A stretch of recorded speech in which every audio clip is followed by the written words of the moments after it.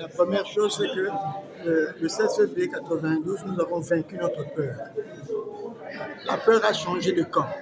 La peur a montré son vrai visage. Première chose.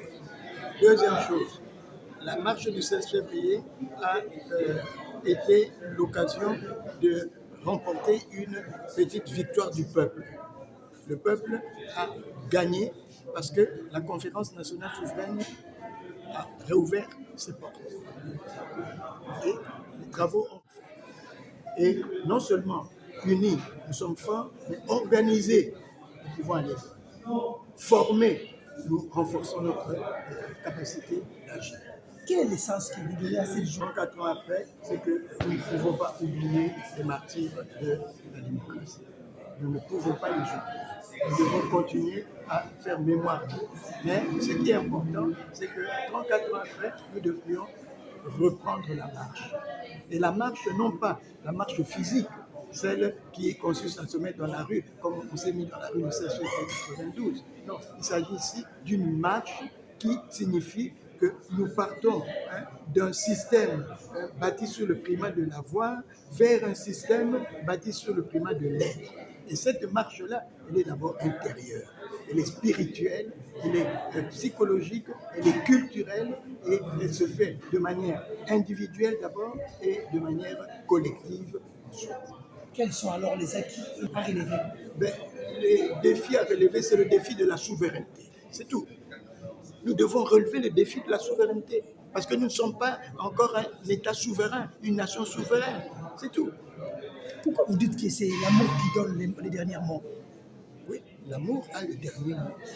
La haine, la division, la guerre n'auront jamais le dernier mot parce que Jésus ressuscité pour nous chrétiens, et cette marche a été la marche des chrétiens, eh bien Jésus ressuscité, c'est le triomphe de l'amour. Ceux qui ont tué Jésus, ils ont cru tuer la vérité, ils ont cru tuer l'amour, ils ont cru tuer la fraternité. Mais en ressuscitant son fils Jésus, Dieu nous a montré que l'amour aura le dernier mot. En train sur les médias. Mettons-nous ensemble. C'est tout. Mettons-nous ensemble et réfléchissons sur les 6 questions suivantes. Qui sommes-nous? D'où venons-nous? Où sommes-nous? Où allons-nous? Où voulons-nous aller? Et comment y arriver? Voilà les 6 questions que chaque Congolais, du dirigeant au dernier des Congolais, nous devons nous poser. Et nous les poser d'abord individuellement, personnellement, et nous les poser collectivement. Et les réponses à ces questions ouvriront, n'est-ce pas, un espace pour construire ensemble un autre Congo, un nouveau Congo. Aujourd'hui, les pays...